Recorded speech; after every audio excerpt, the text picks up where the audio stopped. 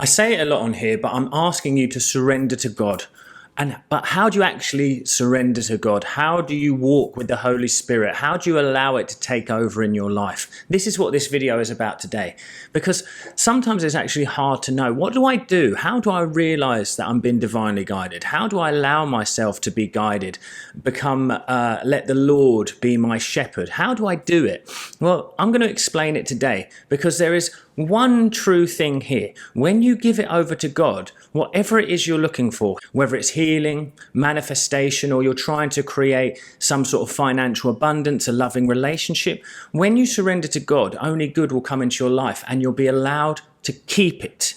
You see, we have been taught too many times that it comes from within us. And even though that is partly true, it isn't us that creates. It isn't us that heals. It isn't us that gives you. It is the Holy Divine Spirit of God that lays within you, around you, and through all things. So today it's about truly surrendering to God and allowing it to work through you and your life. And the true nature of that is actually what we do is we unintentionally are sinful in essence. Now, I don't mean a sin that's going to send you to hell. I mean a sin of the fact that we make gods of things outside of ourselves. We say, I must heal, then I can do this, then I can surrender to God, then I'll believe. This must happen, then I'll believe. This must happen, then I know that God is looking after me.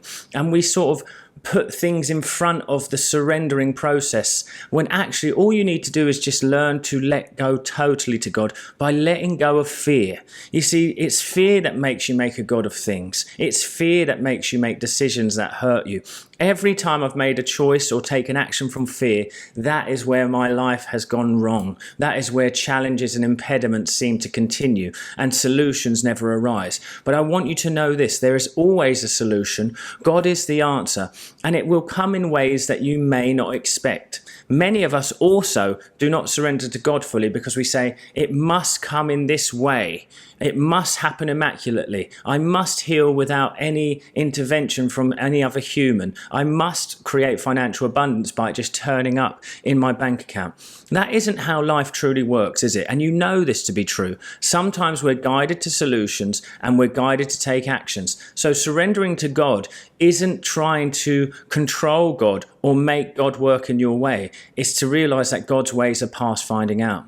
So when we truly start to let go of that fear, we start to realize, I don't need to know the right answer. I just need to keep creating a state of being that allows God to work through me. And that state of being isn't gratitude, isn't forced joy, it isn't high elevated emotions. It's deep inner peace and relief and relaxation.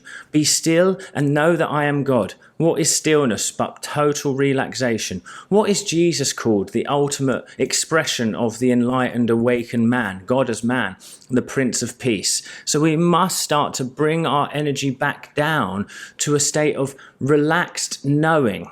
This is the most creative place you'll ever be. If you can start to relax in the knowing that you are loved. Now, this is what I want you to contemplate. You have to understand that God's nature is love. In all ways, it is love. That's all that God is in this world. God is love, it is flow, it is harmony, it is everything. And I like to look outside of myself sometimes to see that way that God expresses. And he expresses in the way that life always finds a way. Nature will always take back over what man has put into place. If you leave things alone long enough, nature will take over, life will find a way to reclaim it. God is expansive.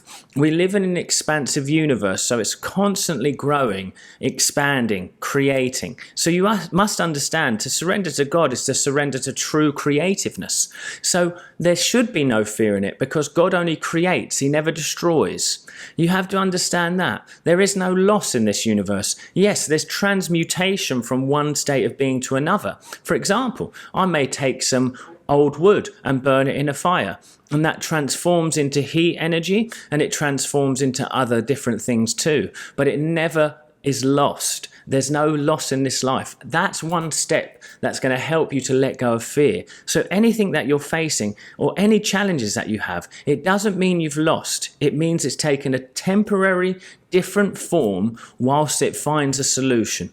So if you are here, because many of you are, because of a healing journey, you must understand that your body has taken this form because it feels it must do it to protect you. If you're here because you're going through financial struggles, the fears and the feeling of disconnection have taken another form until you can raise beyond the situation and start to have faith in that creative force. So there are challenges here to bring us to the realization that we must create a state of being that allows God to work through us. But when we keep saying, it's me that does it, it's me that does it, again, we're being sinful in essence because we're saying, I am the creative force rather than God within me has created this. So I gave everything over to God and I just started to surrender. And I started to do it by noticing my reactions to life, where I'm tense, where I'm not trusting. And I started to work with my body in an energetic manner just to get me to relaxation 80% of the time. Now, if you get it there 80% of the time, that's all you need. It's enough. Because you have to remember, even Jesus got angry. Even God rested on the seventh day. You know, we are taught that even divinity can have the need to rest and have limitation in some way, you know, in the physical form at least. So we're taught that it's a symbol to us to say, relax. Why are you trying so hard? Why are you trying to fix it as a small human who has only limited potential when you can hand it over to God who has infinite ways? My ways are past finding out. This is what we must know, and I know to be true because I've done it in my life, and my life has transformed in ways that I can't even express. I am in such a place of absolute gentle joy because of it.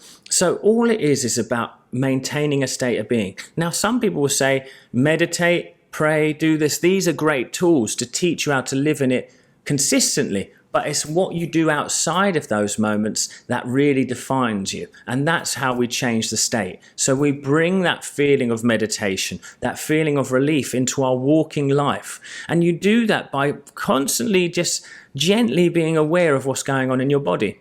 For example, today, for some reason, I couldn't even tell you why. Maybe it's because I had a busy birthday and a busy day yesterday, but a little bit of anxious energy came into my chest.